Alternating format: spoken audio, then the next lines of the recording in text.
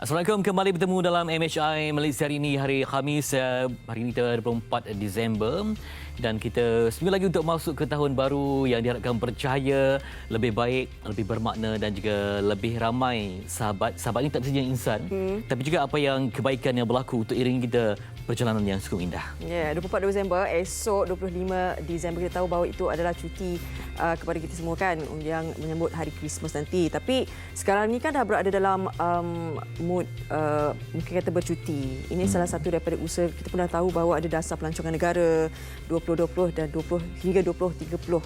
Maknanya 10 tahun dasar itu akan dilaksanakan untuk menjamin ataupun meningkatkan kembali pelancongan negara kita di mata dunia. Jadi waktu sekarang ini saya pasti ramai yang telah mengambil cuti. Apatah lagi sekolah pun dah bermula cutinya. Jadi pastikan anda bercuti juga, tetapi tahu apakah yang perlu kita lakukan, tanggungjawab kita dalam mendepani cabaran COVID-19 ini. Okey, di samping kita berdua pada pagi ini namanya anda, mungkin ada yang sedang menghirup cangkir kenangan. Cangkir Ya. Apa khabar? Ya, okey. Sihat? Sihat. Apa khabar semua? Assalamualaikum. Saya Sofia Nusratun juga bersama anda. Seperti disebutkan oleh Fariha tadi, antara yang akan digerakkan dengan lebih pesatnya tahun depan adalah juga sektor pelancongan. Dan bukan itu saja, kita melihat kalau bercakap berkenaan ekonomi negara ni banyak rangkumannya, termasuk sekali mereka yang menjayakan karya ataupun seni lukis yang membawa naik sebenarnya apakah martabat dan juga identiti kita sebagai negara. Hari ini sebenarnya kita akan mendekatkan diri kita untuk mengenali apakah sebenarnya antara kekangan yang dihadapi dalam kelangsungan hidup bagi karyawan-karyawan seni yang memang kita sedia maklum bukan hanya ahli perniagaan saja terjejas pandemik COVID-19 ini. Mereka juga, apakah cara mereka untuk berdepan sepanjang tempoh daripada Mac sehingga kini, dan apakah cara-cara yang mereka lakukan untuk adaptasikan diri mereka dengan perubahan semasa. Maknanya semua sebenarnya terkesan kan, pelbagai lapisan pekerjaan dengan adanya pandemik COVID-19 ini. Apatah lagi kita nak berakhir dah 2020 ni. Betul. Berapa hari saja lagi? Berapa hari lagi? Seminggu. Dalam seminggu saja kan. Jadi ini, hulurkan tangan ringankan beban buat mereka yang memerlukan. Sebab itulah yang kita setiap hari bawa bila ramai yang terjejas pendapatan. Jadi kalau kita sentuh bab zakat contohnya, kalau jumlah yang berzakat mungkin kuranglah. Sebab perniagaan tak ada yang juga mungkin tak berjadi. Jadi jumlah asnaf bertambah cabaran semasa kita. Okey, hari ini kita banyak fokus pada kraftangan dan juga imajinasi pengkarya. Dan juga kita akan sentuh juga berkenaan dengan pelancongan, dasar pelancongan negara 10 tahun itu kan, bagaimana meningkatkan lagi pelancongan kita di peringkat global ini. Itu dia, untuk mencipta gelembung-gelembung yang baik ataupun mungkin ada jaringan yang kawasan yang memang green zone, kawasan zon hijau yang dapat kita terbang. Sebab ada kawasan memang dah dulunya hebat, kini hampir mati. Macam mana kita nak hidupkan kembali. Dan pada masa sama kita juga berjuang, perjuangan yang semakin dramatik sebab bila mana disebut tentang penemuan varian baru, kita risau akan ada jangkitan. Jadi ada negara yang terjejas mula mengambil pendekatan yang lebih drastik, tak benarkan penerbangan. Apapun inilah statistik setakat semalam yang mana jumlah kumulatifnya menghampiri 100,000, tetapi kes baru yang meningkat 4 digit pada setiap hari. Semalam saja 1,348 kes baru dilaporkan. Dan 710 kes yang telah sembuh dan keluar daripada hospital. 5 kes kematian telah dicatatkan di negeri Selangor, Sabah, Kuala Lumpur dan juga Negeri Sembilan. 5 kluster baru turut dicatatkan semalam. Dan kalau lihat angka-angka yang telah dicatatkan berkenaan dengan statistik semalam, Selangor masih mendahului 535 kes tertinggi, diikuti dengan Kuala Lumpur 226, Sabah 189, Melaka 124, Johor 118. Setakat ini negeri Perlis masih lagi hijau. Kita mengharapkanlah akan bertambahnya zon-zon hijau ini. Betul. Bukan itu sahaja, setakat semalam telah pun diwawarkan oleh Kementerian Kesihatan terdapatnya satu mutasi baru iaitu dikenali sebagai A701V, hasil kajian terhadap sampel yang diambil daripada Sabah, dan setakat ini dilakukan daripada kluster Benteng dan Lahad Datu. Tapi belum lagi mendapat sebarang confirmation ataupun pengesahan bahawa mutasi ini mempunyai kadar kebolehjangkitan yang tinggi, bahaya, mengganas atau tidak. Jadi kami berharap agar walaupun ialah dah hujung-hujung tahun ni kita nak pergi cuti dan sebagainya, jangan kita lupa mutasi ni akan sentiasa ada, kluster-kluster akan sentiasa ada juga. Jadi tolonglah anda jaga kawalan kendiri anda bagi diri anda dan juga keluarga anda masing-masing. Baik, kita teruskan perkongsian di halaman akhbar. Ya, kita mulakan di berita harian terlebih dahulu. Di muka hadapan ini berkenaan dengan suntikan vaksin COVID-19. Hukum suntik vaksin COVID-19 harus. Jadi mesyuarat khas Jawatankuasa Muzakarah Majlis Kebangsaan bagi hal ehwal agama Islam Malaysia ke-10 yang bersidang 3 Disember lalu membuat ketetapan bahawa hukum penggunaan vaksin COVID-19 adalah harus dan ia wajib diambil golongan yang telah ditetapkan pihak kerajaan. Dan ketetapan itu telah disembah maklum kepada Majlis Raja-Raja. Menteri di Jabatan Perdana Menteri Hal Ehwal Agama Datuk Seri Dr. Zulkifli Mohamed Al-Bakri menjelaskan penggunaan vaksin bagi melindungi daripada penyakit berbahaya bukan perkara asing dalam perspektif syarak. Dan ini kalau dilihatkan sebelum ini, keputusan telah dibuat Jawatankuasa itu antara 1988 hingga 2013. Ada 6 keputusan. Sebelum ni kita tahu kan kena ambil rubella, hepatitis B dan sebagainya. Itu antaranya yang ada 6 ini. Jadi yang COVID ni telah disenaraikan baharulah. Dan ini di muka kelima hukum vaksin berkenaan vaksin COVID-19 ini. Jadi Menurut Datuk Dr. Zulkifli Mohamed Al-Bakri meminta seluruh rakyat untuk patuh kepada kerajaan memberi kepercayaan penuh kepada kerajaan menangani pandemik COVID-19 ini. Dan juga berita gembira untuk anda. Lebih kurang 2 minggu lagi ataupun pada 11 Januari tepatnya. Itu berkenaan dengan bayaran pertama iSinar. Nak bawa keluar duit KDP insya-Allah. Alhamdulillah. Jadi ini bayaran pertama kemudahan iSinar kumpulan wang simpanan pekerja KWSP akan dibuat pada 11 Januari. Menteri Kewangan Tengku Datuk Seri Zafrul Tengku Abdul Aziz berkata semua permohonan untuk kemudahan iSinar yang dibuka pada Isnin lalu setakat ini berjalan lancar sama ada secara digital atau fizikal. Jadi bersabar sementara KWSP sedang memproses permohonan yang diterima. InsyaAllah bayarannya akan diberikan pada 11 Januari. Okey, mungkin dipermudahkan segala urusan. Amin. Baik, di Metro ini tentang banjir. Ya, saya teruskan di perkongsian di halaman utama Metro. Anda boleh saksikan di sini bahana bah, banjir surut, sampah menimbun, dan perkongsian di halaman ke-20 dikatakan di sini antara beberapa gambaran di beberapa negeri di seluruh negara. Gelombang keempat pulih sepenuhnya di Kuala Terengganu. Semua mangsa dibenarkan pulang selepas bah Terengganu telah pun surut dan mereka dibenarkan pulang sebaik mungkin. Dan ini berikutan dengan keadaan cuaca ketika ini dengan perubahan yang lebih baik dan beberapa kawasan lebih mendung yang menggambarkan gelombang keempat banjir yang melanda Terengganu sejak Khamis lalu telah pun berakhir. Setakat ini dikongsikan juga 8,000 jumlah mangsa gelombang keempat banjir melanda Terengganu kali ini. Dan di halaman yang sama juga anda dapat melihat antara visual-visual dikongsikan penduduk membersihkan peralatan rumah mereka yang boleh digunakan semula selepas banjir melanda di perumahan rakyat Teluk Kalung Cukai Kemaman.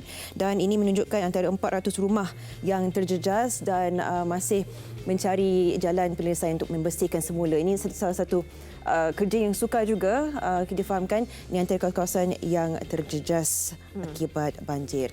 Dan kita akan mempunyai sedikit sebanyak perkongsian sebentar saja lagi berkenaan dengan perkembangan banjir di negeri Kelantan. Tapi sebelum itu kita akan lihat dulu apakah perkembangan di NST.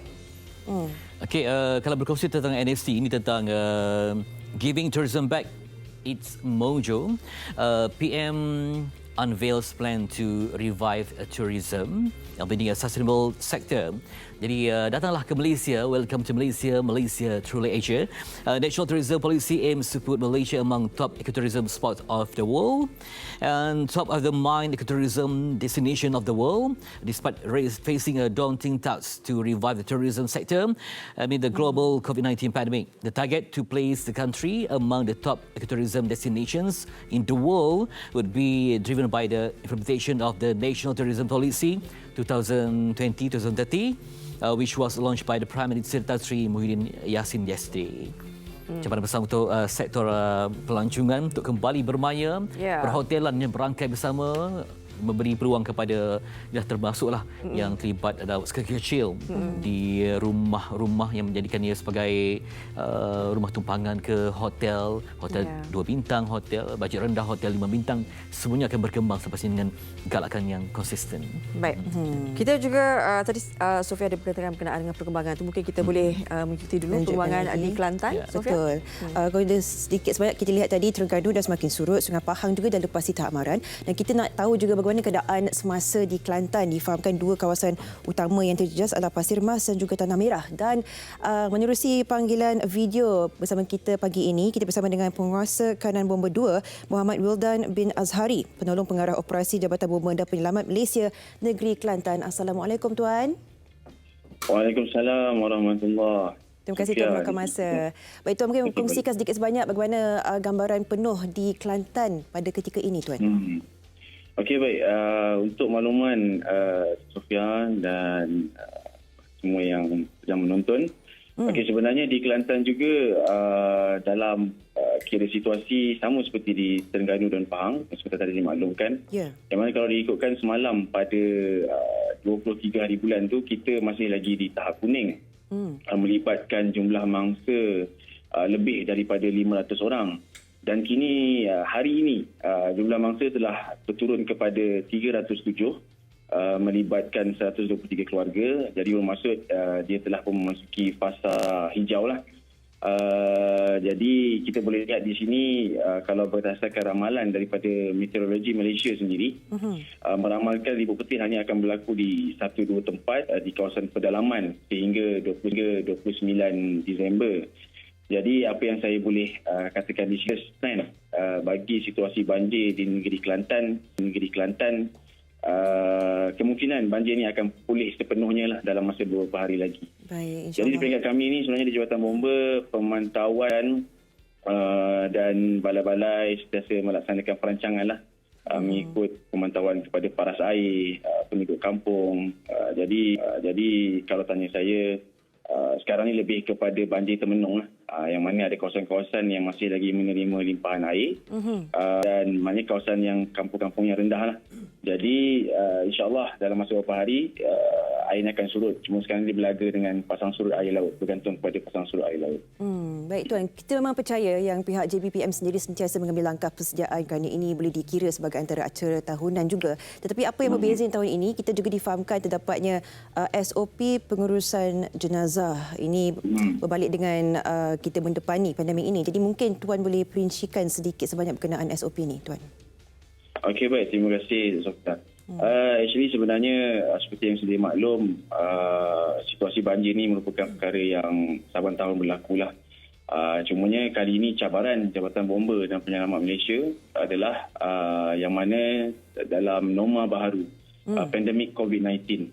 Jadi bila mana berlakunya pandemik COVID-19 ni, terdapat beberapa SOP yang perlu dituruti, contoh macam 3M, 3W dan sebagainya. Jadi bagaimana kita nak mempraktikkan perkara tersebut pada masa yang sama menjalankan tugas-tugas penyelamatan.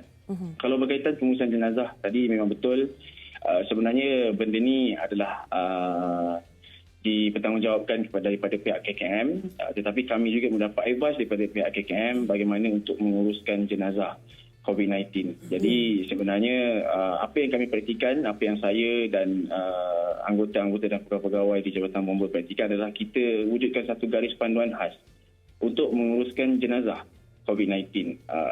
Sebenarnya perkara yang paling utama adalah pemakaian PPE yang lengkap lah. Yang mana bagi memastikan keselamatan dan kebajikan anggota tersebut terjaga.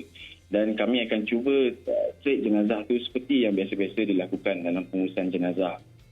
Jadi bagi kami ini menjadi satu tanggungjawab, kemampuan kita untuk bersama-sama membantu masyarakat dalam menangani isu pandemik COVID-19 dan pada masa yang sama menjalankan tugas-tugas harian seperti biasa. Jadi kami untuk pandemik untuk pengurusan jenazah ini sebenarnya saya khaskan menggunakan unit hazardous material yang mana mereka ni memang biasa mengendalikan bahan-bahan berbahaya. Dan kita wujudkan satu tim khas, kita buat satu kursus bersama dengan pihak Jabatan Agama sendiri bagi memastikan jenazah tersebut kita menguruskan seperti yang sepatutnya diuruskan dalam pengurusan jenazah. Itu yang diperhatikan di negeri Kelantan untuk makluman Cik Sofia ada sepintas. Baik Tuan, seperti kita melihat gambaran di kaca TV kita sekarang ini, kita benar-benar mendoakan agar keselamatan setiap anggota JBPM sendiri terjaga, terlindung, dan kita doakan segala urusan dipermudahkan di sebelah sana Tuan. Terima kasih sekali lagi. Kita nak ucapkan kepada Penguasa Kanan Bomba 2 Muhammad Wildan bin Azhari, Penolong Pengarah Operasi Jabatan Bomba dan Penyelamat Malaysia Negeri Kelantan. Terima kasih Tuan.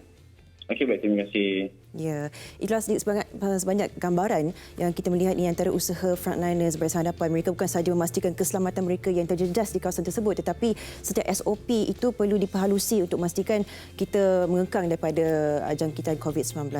Baik, banyak lagi pengisian kita hari ini dan tentunya kita tidak sabar untuk berkongsi dengan anda apakah topik-topik yang bakal kita bawakan. Sebentar saja lagi kita akan mendekati bagaimana usaha ataupun semangat juang karyawan seni lukis negara kita. Tapi sebelum itu kita nak kongsikan dulu bingkisan berkenaan dengan perjuangan mereka inilah. Bagaimana mereka berdepan dengan pandemik COVID-19. Pastinya terkesan Kenapa kan. saya pergi ke pasar seni, kan banyak biasa orang melukis kan. Saya pernah pergi, memang yang tinggal hanya kesepian. Ada dibuka tapi tak ada pengunjung. Jadi bagaimana mereka, itulah ada sumber pendapatan utama mereka. Tapi kali ini kita saksikan dulu bagaimana mereka melakukan satu usaha yang sangat besar buat karyawan seni lukis negara. Saksikan. Pandemik COVID-19 ternyata memberi kesan kepada pelbagai pihak, termasuklah bagi mereka yang menjana pendapatan melalui seni lukisan. Berikutan itu, Khalid Muhammad Sapari telah mengambil inisiatif dengan menggabungkan pelukis-pelukis tempatan di sebuah galeri di Ibu Negara. Berusia 49 tahun, Khalid yang sudah mencuburi bidang ini selama hampir 10 tahun telah menggabungkan pelukis-pelukis pelbagai genre bagi tujuan membuat jualan kepada orang ramai. Idea ni datang dah lama dah, 5-6 tahun lepas. Kita orang ni pelukis-pelukis masa PKP ni memang hilang punca semua, hilang punca pendapatan. Tak ada event, tak ada pameran, semua tak ada. Dalam 12 orang, 11 orang semua full time. Hanya seorang je yang kerja makan gaji kan. Yang lain semua full time. Jadi bila pihak pengurusan bagi ke green light tu, alhamdulillah kita orang boleh bernafas lah. Kriteria utama saya pilih tu pun artis-artis saya pastikan semua berlainan genre, berlainan gaya, style, dan saya campur daripada yang artis veteran sampailah semuda-muda artis berumur 8 tahun. Hidup seorang artis tu memang mencabar. Jadi saya fahamlah artis-artis memang bila tak ada pameran, tak ada, hilang punca semua kan. Jadi alhamdulillah lah dapat membantu, memang membantu, dan saya pun berterima kasih kepada pengunjung kan. Dia orang memang support lah local artis. Selain lukisan, mereka turut menjual produk-produk lain seperti postcard, buku nota dan magnet peta sejuk dengan menggunakan hasil lukisan mereka sebagai motif utama. Saya agak kurang ke arah galeri itu sebab galeri ni hanya golongan tertentu je yang masuk. Jadi untuk capai objektif merakyatkan seni itu, saya rasa siapa-siapa boleh masuk. Dia orang tak rasa nak kekok masuk. Dia tak kekok. Jadi kalau galeri itu dia orang takut. Tengok je dah takut kan. Bagi pelukis cat minyak sepenuh masa ini pula, Nur Aisyah Ali, peluang ini memberinya ruang mempamerkan hasil karyanya bagi tatapan umum dengan harapan dapat dijual kepada pelanggan. Dekat rumah saya tu, itulah rumah, itulah studio, itulah tempat orang belajar art. Dengan adanya tempat macam ni, dia membantu saya untuk orang luar lihat dengan lebih dekat hasil kerja saya. Kita boleh post melalui online, semua tak sama. Kalau kita buat dekat sini, ramailah orang yang tengok dan ada yang membeli jugalah painting-painting saya. Anak jati Ipoh berusia 38 tahun ini turut mengambil peluang untuk memasarkan hasil karya dengan genrenya yang tersendiri. Saya lebih kepada nature yang berkaitan dengan alam semula jadi. Saya memang harap sangat orang-orang Malaysia ataupun orang-orang yang berada dalam Malaysia boleh support artis-artis lokal, sedangkan kita punya talent-talent dekat Malaysia ni orang kata lebih tinggi daripada artis daripada luar. Kenapa kita nak sokong artis-artis luar sedangkan artis dalam kita ni lebih berbakat daripada yang luar. Manakala bagi Muhammad Radwan Ahmad, meskipun kerjaya ini hanyalah kerjaya sampingan, ini adalah peluang menambah pendapatan. Saya sebagai part-timer artis ni, so bagi yang kawan-kawan saya lain tu teramat terkesan dalam masa PKP ni. Harapan saya supaya lukisan terjual lah, kolektor datang, bukan pada saya saja, kepada 10 artis tadilah, daripada kecil yang besar kan, supaya dia orang dapat berkongsi dengan kita lah. Meskipun hasil karya pelukis-pelukis ini terpaksa diturunkan harga sebanyak 30%, ia masih mampu memberi sinar buat mereka dalam menjana pendapatan dalam tempoh sukar ini.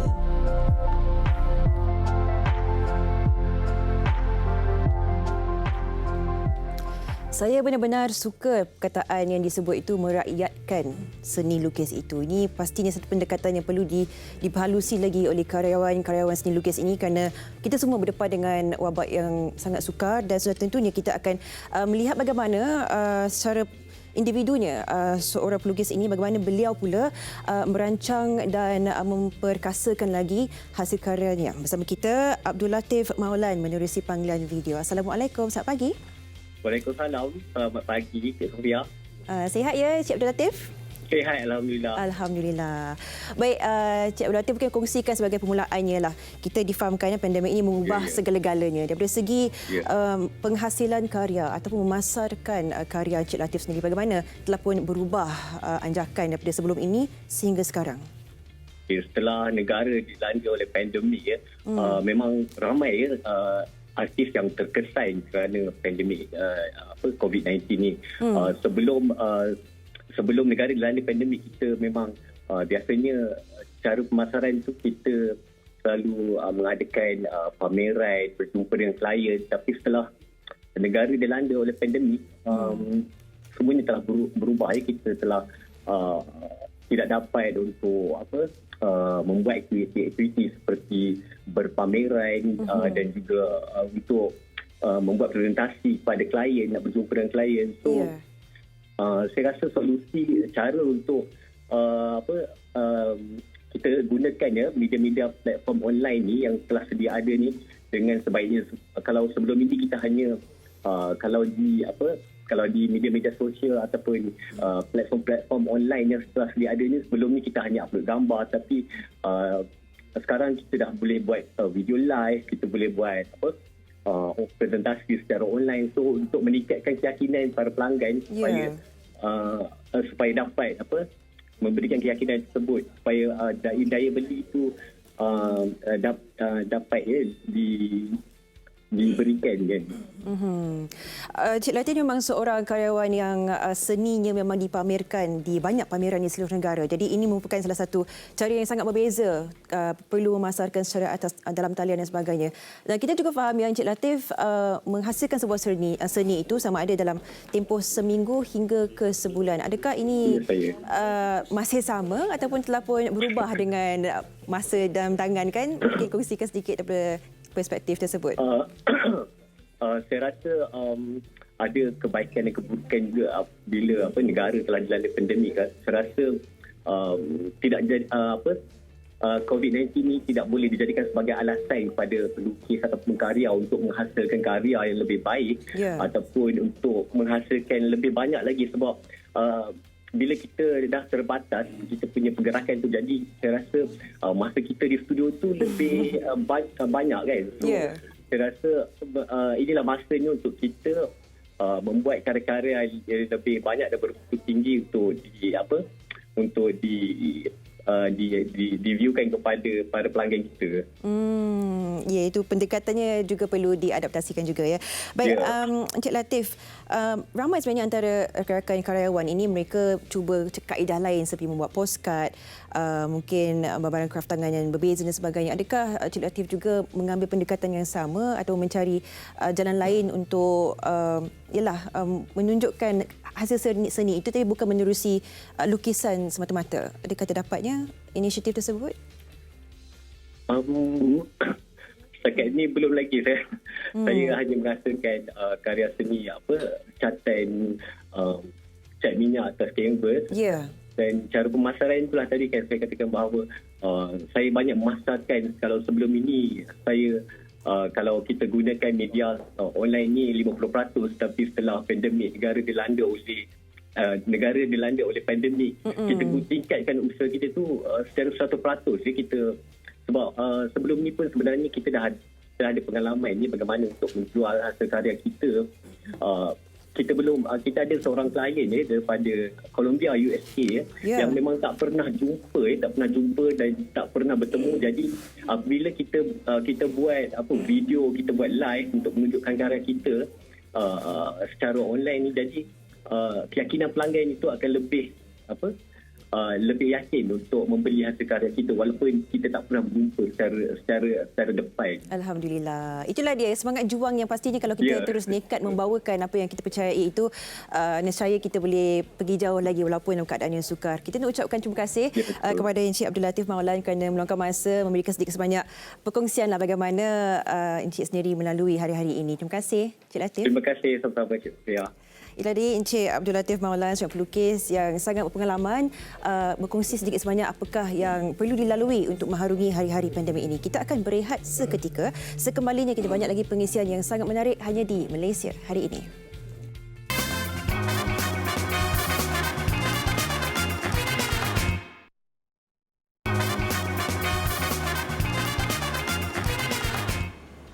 Baik, tadi kita bercakap berkenaan dengan bagaimana sebenarnya dasar pelancongan negara 2020-2030, dasar utama yang dilaksanakan oleh kerajaan untuk meningkatkan lagi pelancongan negara. Dan kita lihat bahawa pelancongan ini sebenarnya berkait rapat dengan sosioekonomi rakyat juga. Khususnya bila kita kata dengan hasil kraft tangan, yang kepelbagaian kreativiti ini juga sebenarnya membantu kepada sektor pelancongan. Hari ini kita nak berbicara lebih lanjut berkenaan dengan bagaimana memperkasakan sosioekonomi rakyat dalam meningkatkan juga dasar pelancongan ini. Kita nak bersama dengan Encik Ibrahim Ismail, Ketua Pengarah Kraft Tangan Malaysia. Selamat pagi, Assalamualaikum. Terima kasih bersama kami dengan bawa ini buah tangan kan dari Kraft Tangan Malaysia. Jadi kita tahu bahawa ada satu usaha dalam digitalisasi untuk meningkatkan pelancongan ini, My Craft Shop ini. Mungkin Encik Ibrahim boleh kongsikan bersama kami apakah sebenarnya My Craft Shop ini? Okey, terima kasih pada TV3 kerana kita dapat bersama untuk menjelaskan kepada masyarakat apakah dikatakan My Craft Shop. Ini adalah salah satu strategi kita dalam hala tuju kraft tangan, kraft memperkasa sosioekonomi rakyat. Jadi digitalisation memang dasar kerajaan pun sekarang. Bila kita berhadapan dengan COVID-19 pandemik ini, so kita pihak Motek melalui Kraft Tangan Malaysia berusaha bagaimanakah kita dapat membantu masyarakat, terutamanya pengusaha-pengusaha kraft kita lah yang agak kita kena lockdown. Kita pun tak boleh bergerak, mereka pun tidak boleh nak reach out kita punya buyers ataupun customers. So pada masa itulah kita mengambil langkah pada bulan Mei katanya, kita mengambil langkah untuk mewujudkan satu platform digital melalui Craft Shop. Sekarang ni agak popular di kalangan masyarakat, semua shopping online. Before that, dalam bulan 3 tu kita wujudkan satu lagi platform social media, Ikra Bazaar. So Ikra Bazaar ni kita bermula sangat baik pada bulan April. So sehingga kini Ikra Bazaar kita dah ada almost 1,000 lebih usahawan di dalam tu. Members is private group, kita ada dalam 14,000 lebih. Dan jualan yang kita capai dalam 10 juta melalui social media. That's why kita nampak satu yang positif dan kita terus buat satu My Craft Shop. My Craft Shop ni satu level yang lebih tinggi, di mana kita akan reach out kita mungkin di peringkat antarabangsa sekali. Jadi penyertaan usahawan craft dalam ni kita menjadikan satu platform khusus untuk menjual produk craft Malaysia sahaja. Maknanya gabungkan ke semua mereka? Ya, semua dalam Malaysia. Ini because kita usahawan ni semua berdaftar dengan craft tangan. Kita tahu di mana mereka di Sabah, Sarawak, Kelantan, Terengganu. So mereka ni menjual adalah produk original Malaysian. That's why kita tak ada kalau macam orang ada doubt on beli songket contoh dia orang takut songket luar ke ataupun batik luar. They are looking for original Malaysian punya. Masuklah kita punya Minecraft shop. So platform yang kita sediakan ini adalah macam biasa-biasalah. Dia satu ekosistem craft pada dalam tu. In term of product, supply raw material, technical dia, services on design kita bagi. Tapi kalau kita tengok dalam platform-platform lain, mereka hanya fokus kepada jualan finish product. But dalam platform ni kita ada semi finish product, raw material. Kalau macam orang nak belajar buat craft, kita ada satu segmen dipanggil blended learning. Oh, ada juga. Ada juga dengan kita ada satu lagi adalah komponen digital museum. So yang ini adalah komponen 3 komponen asas dalam Minecraft shop. Tapi kita masih baru lagi dalam 1 bulan lebih kita upload kali ini. Kita fokus pada jualan dulu. Content development untuk lagi 2 segmen kita dalam proses. So Minecraft shop ni is owned by Perbadanan Kraftangan Malaysia lah. Di bawah Motek. Maknanya kita tak outsource dari segi pengurusan dia. Cuma masa pembangunan sistem kita outsource, tapi pengendalian the backstage semua di bawah Perbadanan. Setakat ini berapa ramai usahawan kraftangan ni yang telah digabungkan di bawah ni? Okey. On the first stage, kita ada dalam 300 lebih usahawan yang kita seluruh Malaysia yang kita pick. Jika kita select produk dia, quality produk dan KPI mereka, macam mana dia nak reach out kita. So yang ini yang the first group. Tapi Januari besok kita akan tambahkan lagi. Kalau boleh kita nak lebih ramai, lebih baiklah. Dan kita punya konten kita agakkan kalau macam in term of quantity of the product, kita mengharapkan at least at one time kita dalam 10,000 pieces of craft product. So kita boleh rotate dia punya orang kata apa, upload dalam sistem. Dan produk-produk ini bukanlah produk yang biasa, yang design baru yang provided by Kraftangan. So dalam sistem Minecraft shop ni kita macam bukanlah kita ambil produk dan put dalam tu, kita lebih memberi perkhidmatan kepada masyarakat. Kalau platform lain mungkin kalau you ada produk you hantar aje lah. Tapi kita product development tu is very important. Dan kita start dengan product development supaya produk yang kita upload tu different dengan produk-produk yang lain. Bila kita melihat seperti ini kan, ini antara usaha yang dilakukan. Apakah cabaran yang dilalui melalui pembelian dalam talian seperti ini? Dia cabaran dia nak menyediakan konten dan produk. Because memang kita ramai usahawan, but produk yang nak masuk ke Minecraft shop mestilah yang berkualiti, yang memenuhi standard yang kita tetapkan. So kita nak educate dulu usahawan craft kita, and then dari segi ilmu-ilmu untuk digital pun kita kena ajar mereka, nak ajar photoshoot semua sekali. Kerana kalau tak ada benda yang itu, jadi kita tak boleh nak reach out all the time. So kita dah ada mereka, kita akan ajarkan in term of nak photoshoot, nak editing semua, dan kita untuk kita uploadkan di dalam sistem. So that's why saya kata peringkat awal ni walaupun 300 usahawan, tapi kita nak tim Kraftangan usaha tu kena lebih lah lebih untuk membantu juga mereka, ekonomi mereka yang terjejas dengan pandemik COVID-19 ini. Kita mengharapkan yang terbaik, insya-Allah. Minecraft shop nanti akan dilancarkan pada Januari 2021. Kita mengharapkan yang terbaik. Katanya nanti ada juga voucher yang akan diberikan kan? Sekarang ni pun kita ada voucher, kita ada untuk ke dalam RM200,000. Siapa beli melalui online, kalau macam every RM100 dia dapat RM30. Alhamdulillah. Jadi nanti layari di Minecraft shop untuk kita memperlihatkan lagi bagaimana kepelbagaian dan juga kreativiti usahawan-usahawan kraftangan Malaysia. Terima kasih Encik Ibrahim Ismail, Ketua Pengarah Kraftangan Malaysia. Selepas ini kita nak bersama dengan Fatri Yahya dengan Menteri Pelancongan Seni dan Budaya, masih lagi bercakap dengan berkenaan dengan kraft memperkasa sosioekonomi rakyat. Silakan Fatri. Okey, baik, terima kasih Fariha. Tadi begitu cantik kain batik dalam sampan, semua datang dari Malaysia. Sama cantik, sama padan, bagai kraftangan Mekar di jiwa. Dan hari ini kita berbangga dapat bersama dengan Yang Berhormat Datuk Seri Hajah Nancy Chukri, Menteri Pelancongan Seni dan Budaya Malaysia. Assalamualaikum. Ya, cantik sekali. Ya. Tadi pun ini batik Malaysia. Batik Malaysia. Satu jenama yang perlu kita bangga ya. Betul. Batik Malaysia. Batik Malaysia. Ya. Sepanjang melihat tadi pameran tadi, Datuk berulang kali menyebut bahawa ini cantik, ni cantik. Maksudnya terlalu banyak yang cantik. Ya, banyak produk kita banyak. Ya, banyak pilihan. Baik. Disebabkan COVID-19, kita banyak program yang sepatutnya kita pamerkan kepada awam terganggu. Jadi biasanya orang pergi melancong, membeli, dapat macam-macam lah ya. Tapi kali ini sebabkan COVID, kita terpaksa membuat online. Mungkin tak sama impaknya ke depan. Jadi macam mana Datuk Seri melihat perjuangan itu tetap diteruskan dengan pelbagai inisiatif yang digerakkan sepanjang pada awal tahun lagi sehingga hari ini. Ya, terima kasih di atas jemputan ini, beri peluang pada kita untuk berceritalah mengenai kraft tangan Malaysia ini. Sebenarnya kalau dari segi kraft tangan ini, ianya salah satu daripada produk kalau kita bercakap mengenai pelancongan ini, produk kraft tangan adalah sebahagian daripada pelancongan kita, kerana itulah kekayaan yang kita tunjukkan pada masyarakat di luar sana. Dan COVID-19 ini mengajar kita banyak perkara.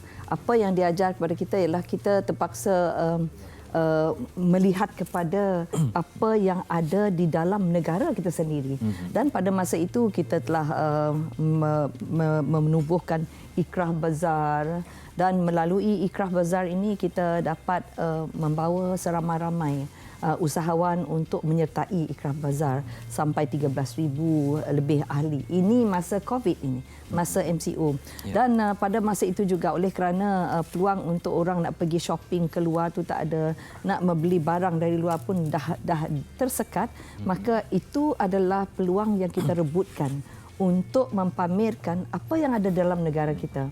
Sebenarnya kita kalau dilihat tadi yang ditunjukkan itu hanya sedikit. Hanya sedikit, dan kita dapat melihat bagaimana daya tarikan yang ada pada produk kita, produk tempatan. Dan kita juga berjaya untuk mengumpul seramai-ramai usahawan ataupun mereka yang mempunyai minat dalam bidang kraft ini. Dan mereka kebanyakan daripada luar bandar. Dan melalui luar bandar ini kita dapat melihat bagaimana kreativiti mereka, dan melalui kreativiti itu kita bawa mereka bersama-sama melalui Ikrah Bazaar. Kita dalam dari Motek dan juga Kraft Tangan Malaysia ini, Perbadanan Kraft Tangan Malaysia memfokuskan penggunaan dalam talian, pemasaran dalam talian semasa COVID ini. Walaupun kalau kita sasarkan, kalau dulu tahun 2019 kita memang ramai usahawan kita sudah ada, bukan dalam Ikrah Bazaar tetapi usahawan kraft kita sudah ada dalam 5,816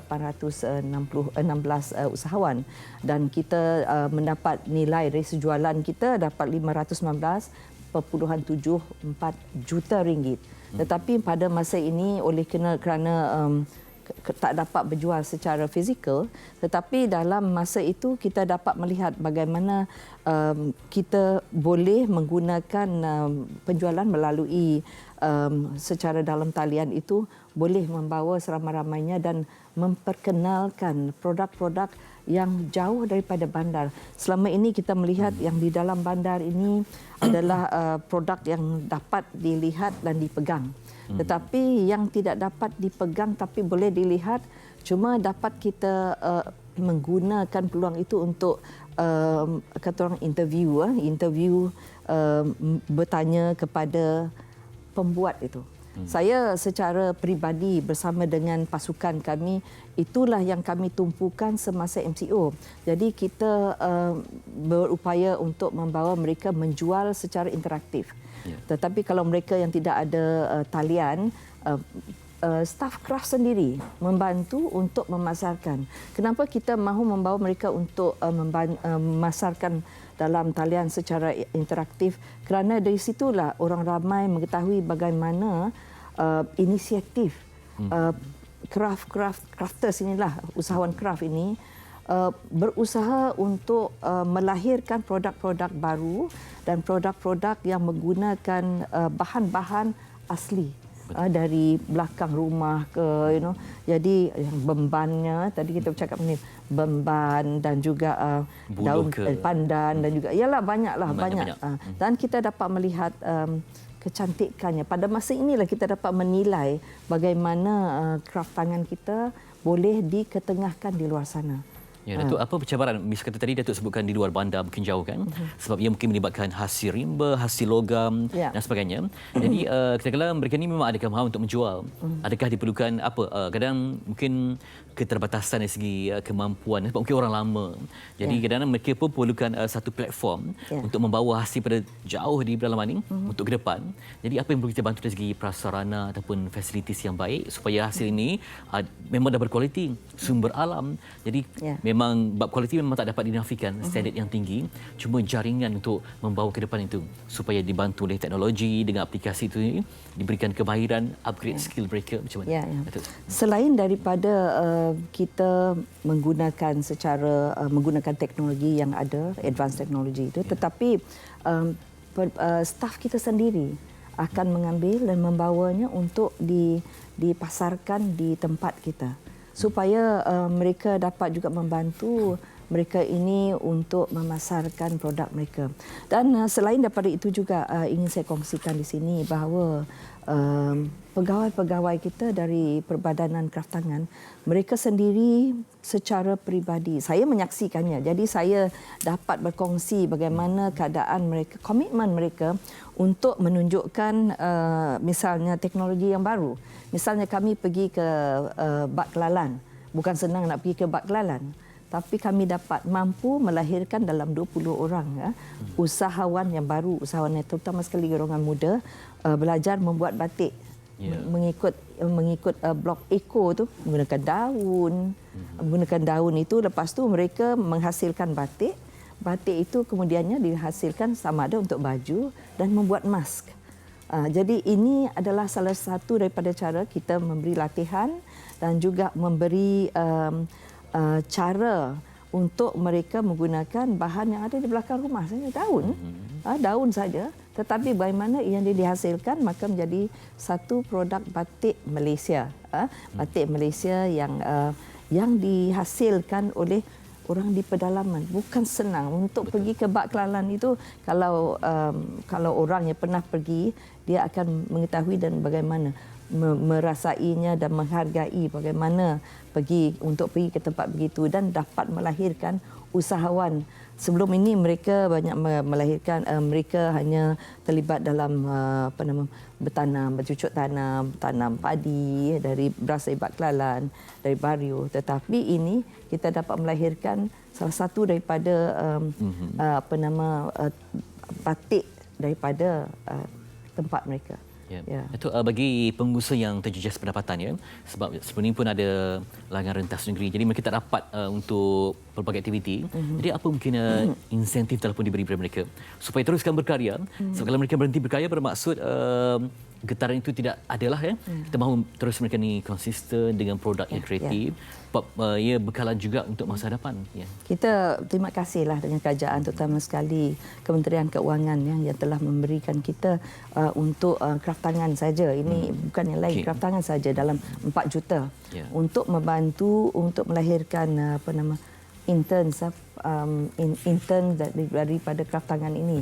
Dan kita membina ataupun membangunkan satu lagi kumpulan usahawan kraft yang mana mengikut dia punya minat. Jadi mereka dilatih. Kita juga ada IKN, Institut Kraftangan Malaysia, IKM, untuk kita Institut Kraftangan Negara untuk melatih terutama sekali orang muda. Ada juga yang tercicir daripada sebab COVID ini, mereka tak bekerja lagi, jadi mereka boleh memohon untuk menjadi kita punya perantis, intern, kita punya intern. Dan kita juga ada membantu daripada community, membantu community untuk melahirkan produk-produk baru ataupun menghasilkan produk-produk baru macam songket. Dan bukan senang untuk melestarikan semua ini, jadi kita perlu ada mereka yang mempunyai minat untuk terlibat dalam produk-produk ini bagi membolehkan kita menghasilkan legasi yang selama ini menjadi legasi negara kita, tenunan songket.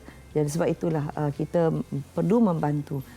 Itu menjadi tanggungjawab kita dalam MOTEK dan juga dalam Kraftangan Malaysia untuk memastikan semua ini dilestarikan bagi membolehkan seni ini akan berterusan. Tadi menyentuh mengenai tekstil, logam, semua itu hasil tanah. Semuanya itu menjadi tanggungjawab Kraftangan untuk meneruskan legasi ini. Tadi Datuk ada sebut tentang ukiran, ya. Apa sesuatu yang nak diberitahu? Ya, saya rasa ini salah satu berita yang amat menggembirakan untuk pengukir-pengukir kayu. Kalau sebelum ini kita lihat pengukir kayu, mungkin mereka terasa mereka hanya bekerja di rumah dia, di tepi jalan, tidak ada pengiktirafan. Pada semalam saya baru mendapat maklumat dan juga saya ada surat dia daripada MOF, daripada Kementerian Keuangan, di mana pengukir kayu ini diiktirafkan, di mana mereka boleh menyertai. Kalau ada tender untuk satu-satu projek itu, mereka telah diiktirafkan oleh Kementerian Keuangan untuk terlibat untuk menyertai tender khusus untuk pengukiran kayu. Ini adalah salah satu daripada seni juga yang perlu diketengahkan. Dan sekarang ini saya mengucap tahniahlah kepada Kraftangan kerana mereka mengusahakan ini. Saya percaya lama sudah mereka mengusahakan, dan ini adalah satu kejayaan ataupun kemenangan bagi pengukir kayu melalui Kraftangan yang telah menjayakan untuk mereka. Ya.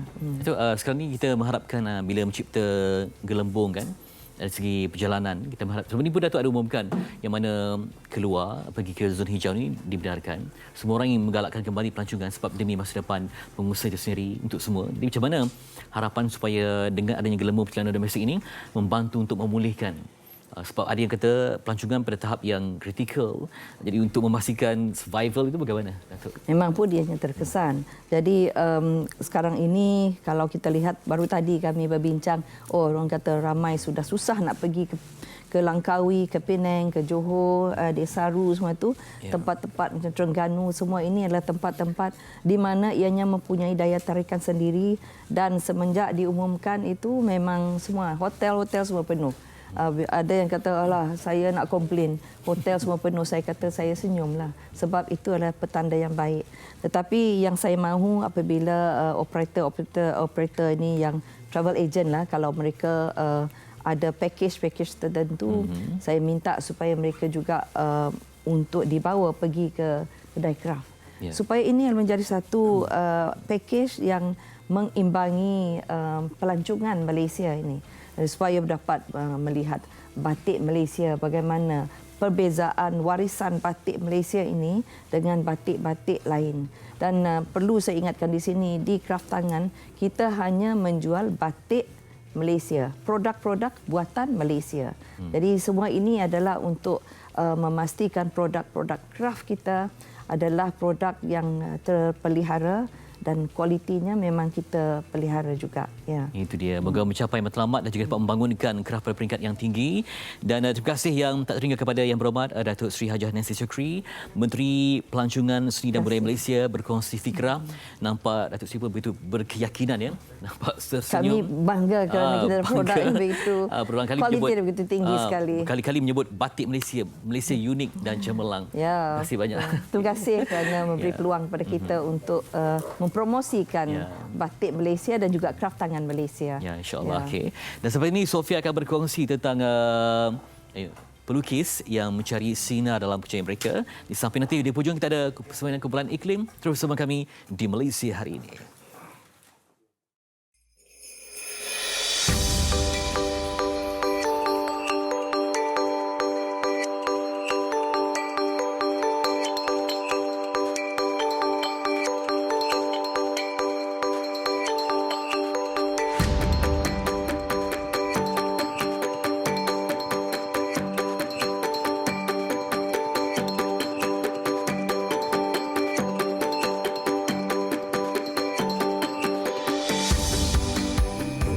Wish you Merry Christmas and Happy New Year. Stay safe and support local product.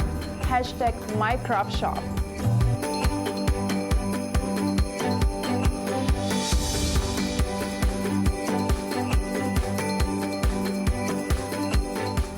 Saya mengucapkan selamat menyambut Hari Natal kepada semua penganut beragama Kristian dan selamat Tahun Baru 2021.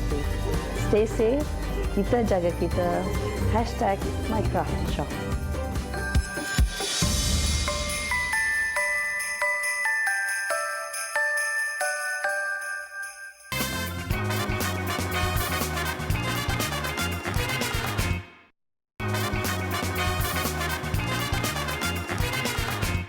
Baik, terima kasih kerana masih setia bersama kami di Malaysia hari ini, dan di segmen kali ini kita akan teruskan perbincangan kita bagaimana seseorang karyawan itu meneruskan kelangsungan hidup menerusi seni lukis walaupun dalam keadaan pandemik COVID-19. Dan bersama saya hari ini saya dengan penuh rasa bangga dan syukurnya bersama dengan seorang ikon seni negara. Kita bersama dengan Encik Muhammad Yusof Ismail, juga lebih dikenali sebagai Yusof Gajah, dan juga Puan Zakia Muhammad Isa sebagai isteri dan juga pengurus bagi Yusof Gajah. Assalamualaikum. Waalaikumsalam. Sihat ya? Terima kasih meluangkan masa. Kita dah berbincang sedikit sebanyak bagaimana begitu ramai para karyawan seni di seluruh negara ini begitu terkesan, dan ada yang perlu melakukan begitu banyak lagi cara-cara lain untuk mencari sumber pendapatan itu. Dia mungkin bagi Encik Muhammad Yusof, ataupun boleh panggil Yusof Gajah terus ya. Bagi Encik Yusof Gajah, bagaimana mampu untuk meneruskan legasi itu walaupun kita mendepani masa yang cukup sukar? Okay, terima kasih ya. Sebelum saya nak melangkah lebih jauh lagi, lukis kena tahu bahawa diri dia bukan hanya sekadar melukis. Lukis juga dia kena tahu bagaimana nak mengurus time management, financial management. Jadi bab-bab ini yang pelukis kena belajar. Tapi kebanyakan pelukis dia cuma tahu duduk di studio melukis dan lukisannya dijual atau dibeli oleh orang lain. Baik. Dia tidak ambil tahu. Dan itu sebabnya kadang-kadang pelukis sering kala ditipu, dipermainkan. Jadi sebab dia tidak ada ilmu untuk belajar tentang pengurusan. Maka saya fikir seorang pelukis harus ada seorang pengurus. Ya. Itu antara elemen yang sangat penting. Menghasilkan itu satu, tapi disiplin untuk memasarkan juga. Saya ingin tanya kepada Puan Zakia, ataupun lebih mesra dikenali sebagai Mama ya. Bagi Mama pula sebagai pengurus Encik Yusof Gajah, sebagai seorang yang menjadi orang kuat untuk mengendalikan segala apa yang perlu untuk memasarkan lagi, untuk memastikan all eyes are watching, mata semua melihat seni itu. Apakah antara elemen penting yang perlu disentuh? Okay. Terima kasih. Salam seni untuk semua. Ya. Sebagai seorang pengurus Pak Yusof, orang kuat di belakang Pak Yusof yang membina hubungan antara pelukis dan juga penggemar atau kolektor Pak Yusof, ada beberapa tips yang digunakan. Pertama dari segi harga. Harga? Ya, dari segi harga.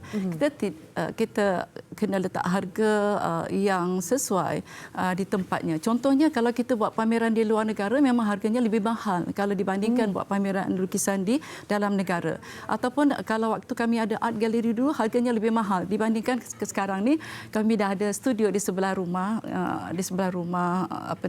studio Gajah-Gajah Pak Yusof ni. Jadi bila kolektor datang ke rumah, mereka dapat harga yang sesuai ataupun kami panggil dengan friend price lah. Okey. Jadi kita perlu juga menyesuaikan diri dengan keadaan. Ya, betul. Itu juga antara menjadi. Satu lagi, bila kolektor datang beli lukisan dalam jumlah yang agak lumayan dah.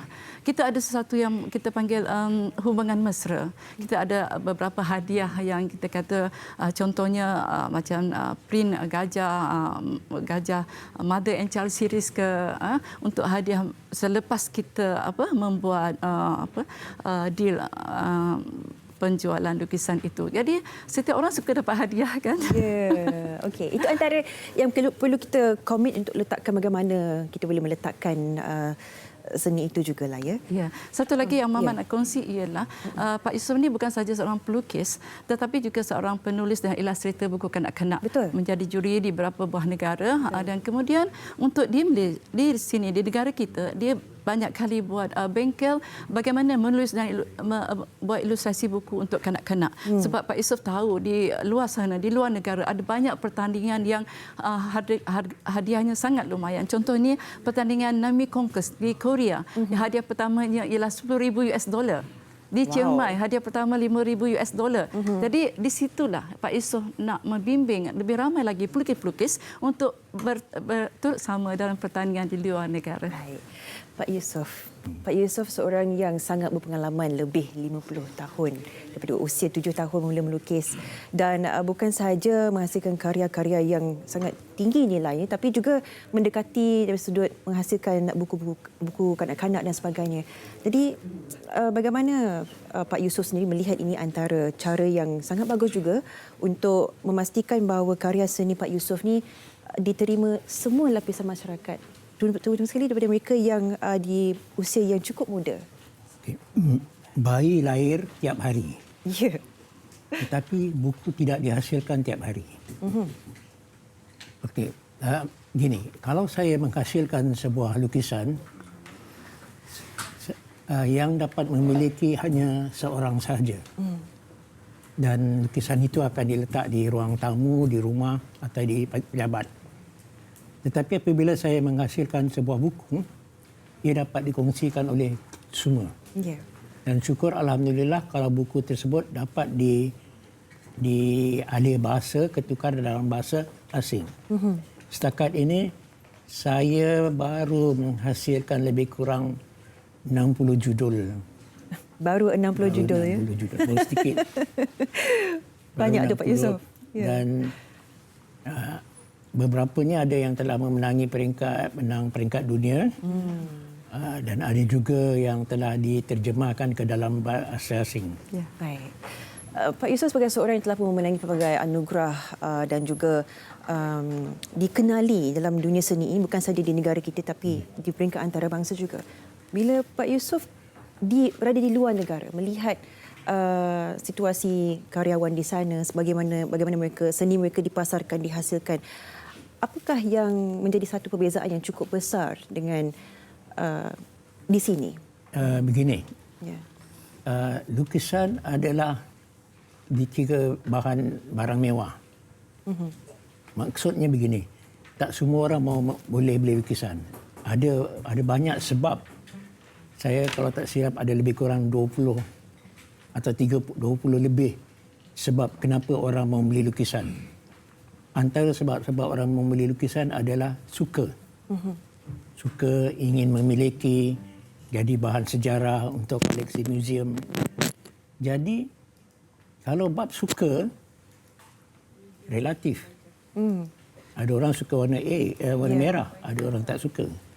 Jadi untuk membuat orang suka, kita kena banyak buat percubaan. Kenapa lukisan saya seperti kanak-kanak? Sebab itu adalah proses yang pertama. Sebelum kita pergi menginjak ke alam remaja, dewasa. Bayangkan, kita sekolah darjah 1 sampai darjah 6 tahun. Kemudian sekolah menengah, kemudian masuk universiti. Prosesnya tu. Kanak-kanak itu adalah aras yang pertama sekali. Jadi, bagi saya, macam mana pun seseorang itu, dia akan melalui proses. Proses menjadi daripada seorang bayi, kanak-kanak, remaja sampai itu. Itu penceritaan di sebaliknya bagaimana Pak Yusof melihat ini, antara momen yang sangat penting juga untuk kita melakarkan satu minat seni bagi kanak-kanak. Mama ataupun Puan Zakia, melihat karya Pak Yusof ini mempunyai identiti sendiri. Antara yang sangat-sangat dikenali, yang diingati orang ramai adalah lukisan gajah dan sebagainya. Dan juga warna-warna yang sememangnya sangat meriah akan diingati, dan memang itu yang menjadi kekuatan Pak Yusof. Adakah ini menjadikan ia salah satu karya Pak Yusof ini sebagai satu karya yang lebih mudah untuk dipasarkan pada orang ramai? Ya, betul. Sebab selalu kami bincang. Contohnya Pak Yusof kata kalau kita pergi ke supermarket, ke mall, dia ada ruangan untuk kanak-kanak, ruangan yang berbeza-beza. Jadi lukisan Pak Yusof pun lebih kurang begitu. Ada yang sesuai diletakkan di ruangan ataupun bilik kanak-kanak, di bilik ruangan yang ruangan makan, di hotel-hotel ataupun di bank-bank atau di mana saja. Jadi lukisan Pak Yusof tu banyak sirinya sebenarnya. Satu lagi kerana Pak Yusof ni adalah penulis dan illustrator buku kanak-kanak dan sering buat pameran di luar negara, dan kami juga sangat rapat dengan dengan Pulau Nami di Korea, dan ada bilik khas. Kalau pergi ke Pulau Nami ada bilik khas yang ditulis oleh mereka, yang dibuat oleh mereka, bilik Yusof Gajah begitu. Wow. Ya. Mungkin sebab Pak Yusof salah seorang juri pertama dan beberapa tahun di sana. Kemudian Pak Yusof banyak membuat bengkel penulisan buku kanak-kanak dan membawa juga beberapa persatuan, contohnya Perbadanan Kota Buku, Persatuan Penulis Negeri Sembilan atau PEN, berkunjung ke sana melihat dan supaya di sana mendapat inspirasi dan motivasi. Alhamdulillah. Besar sumbangan Pak Yusof dan Mama sebenarnya. Dan saya sangat tertarik melihat pakaian baju yang didondon hari ini. Oh juga. ya, ini sebenarnya kerana Mama pun dipaksa oleh Pak Yusof untuk belajar batik. Oh, wow. Jadi Mama pun seorang pelukis batik dan beberapa kali ditaja oleh contohnya Perbadanan Kota Buku ke Tokyo Book Festival, ITBM sponsor ke Chiang Mai Book Festival, dan juga Universiti Abu Dhabi juga jemput untuk membuat aktiviti mewarna batik di Abu Dhabi Book Festival beberapa kali. Ya. Kita betul-betul menghargai masa yang diluangkan di sini dan kita mendoakan segalanya selepas ini memang lebih baik lagi walaupun kita melalui tempoh yang sukar, dan semoga memberikan inspirasi juga kepada para karyawan yang lain supaya untuk tidak putus asa. Kita ucapkan terima kasih kepada Encik Muhammad Yusof Ismail ataupun Yusof Gajah dan juga Puan Zakiah Muhammad Isa untuk meluangkan masa bersama kita pagi ini. Terima kasih. Baik, kita akan berehat seketika. Tetapi sebelum itu, kita akan bersama dengan mereka yang pastinya akan menambat semula hati anda dan pastinya memberikan satu elemen kerinduan. Kita bersama dengan Iklim 2020.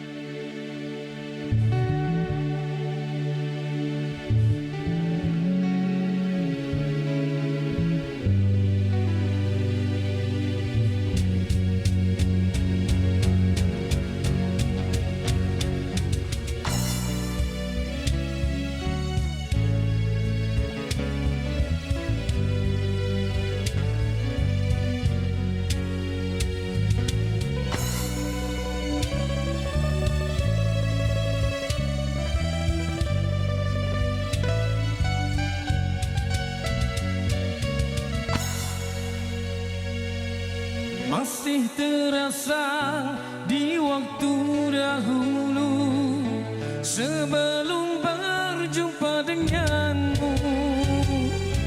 Jiwaku musafir dan berkelana hingga ke hujung dunia.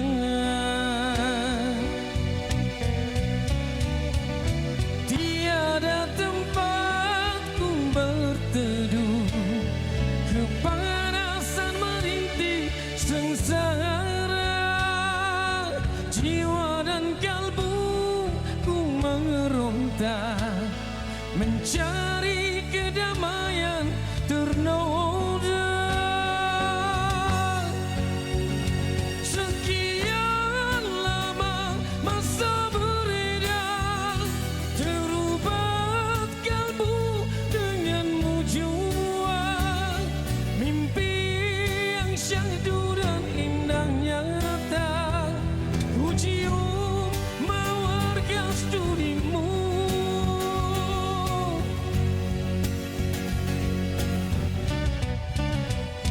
Harum baumu menyejuk jiwaku, terdiam aku kaku dan membisu. Suara rindu hilang di telan bayu, diriku kaku dalam nurani.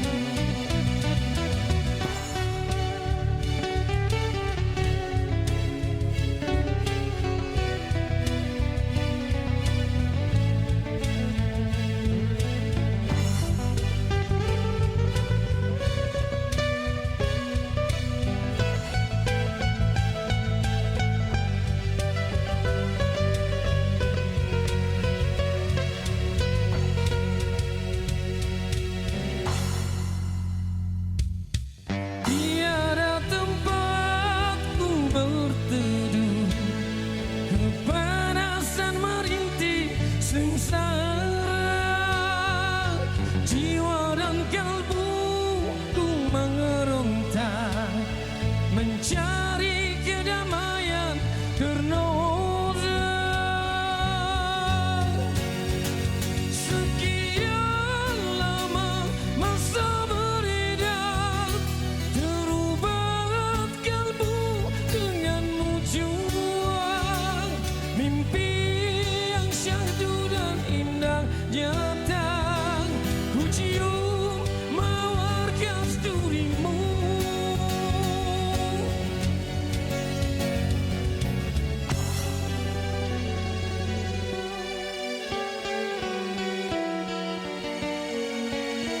Harum baumu menyejuk jiwaku, terdiam aku kaku dan membisu.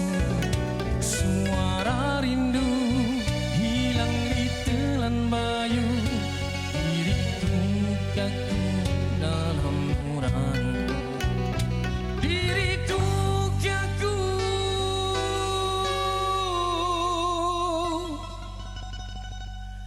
dalam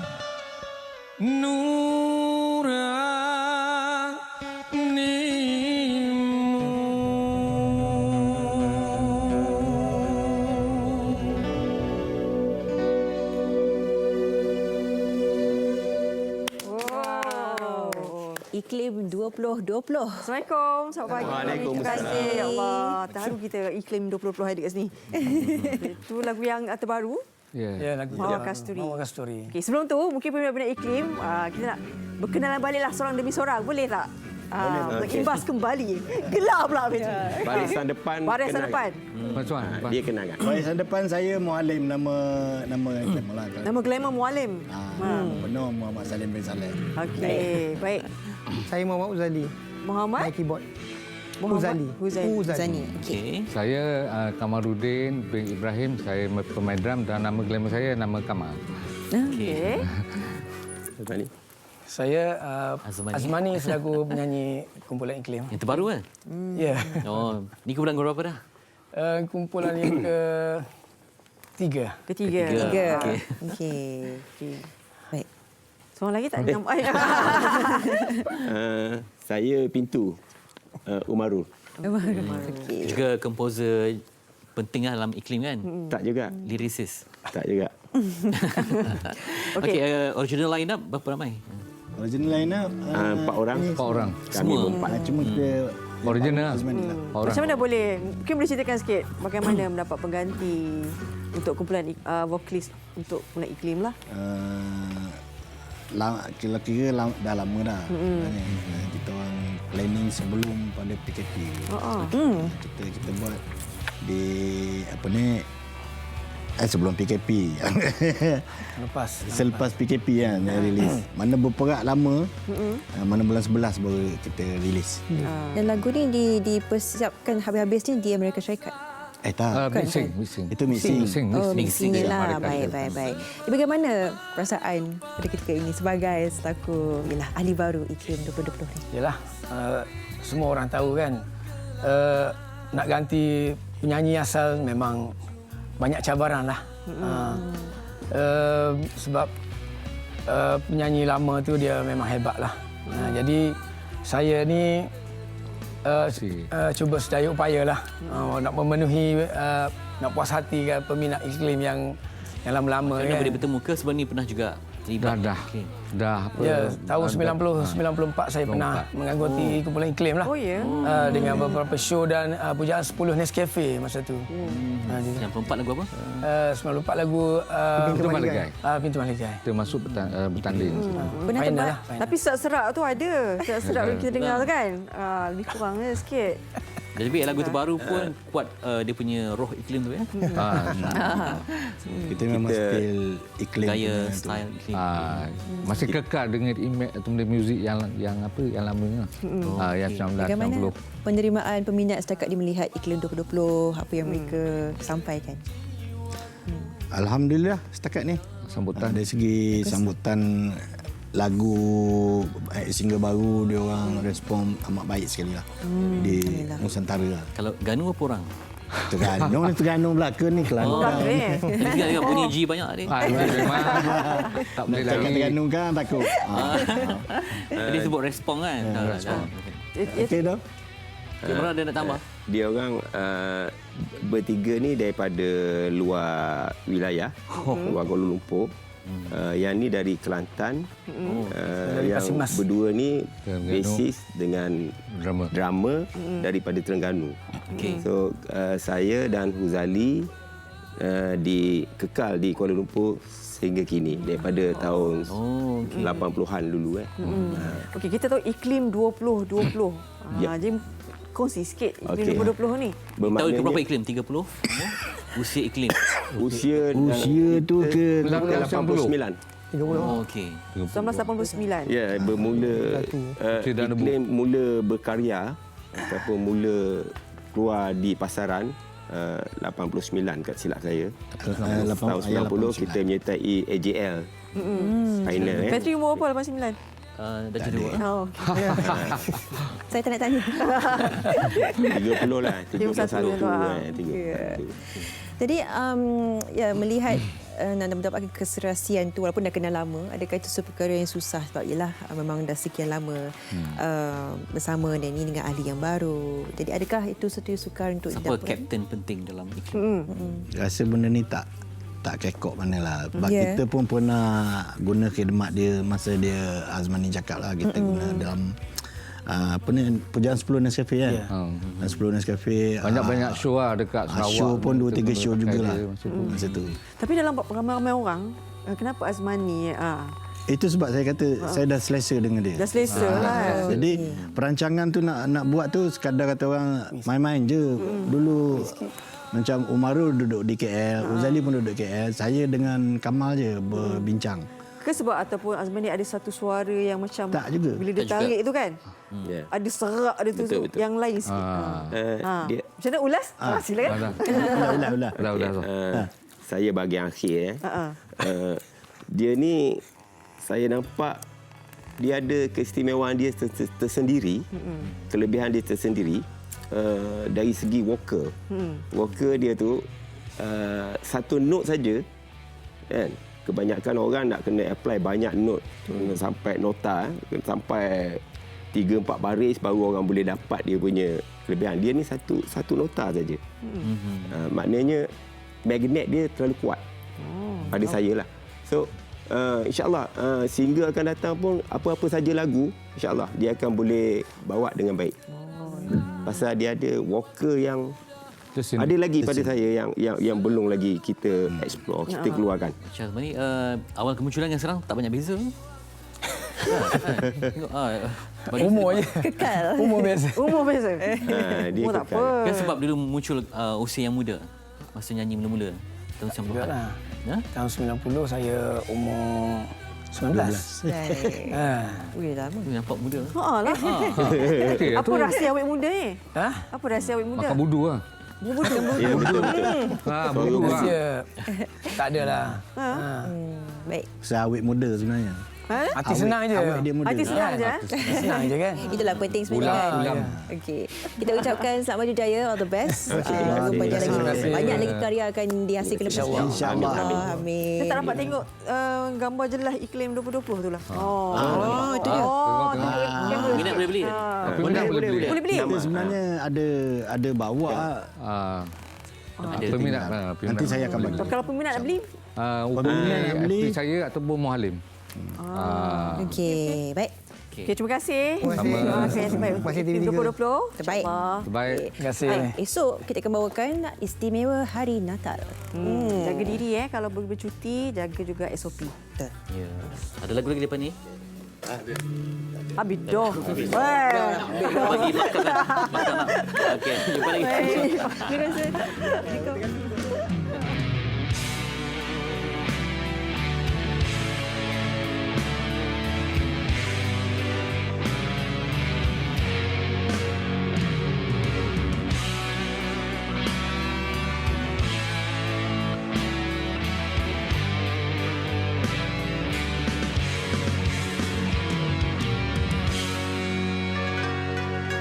Masih terasa di waktu dahulu sebelum berjumpa denganmu.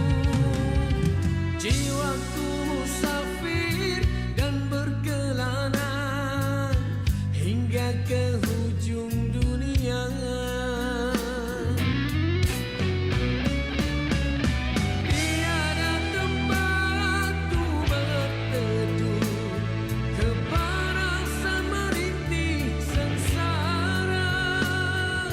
Jiwa dan kalbuku meronta mencari kedamaian ternoda. Sekian lama masa beredar, terubah kalbu dengan tujuan. Mimpi yang syahdu dan indah nyata, ku cium mawar kasturimu.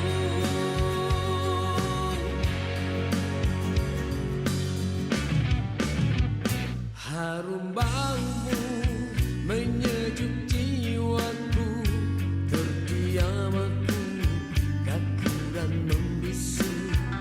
Suara rindu hilang di telan bayu, diriku kaku dalam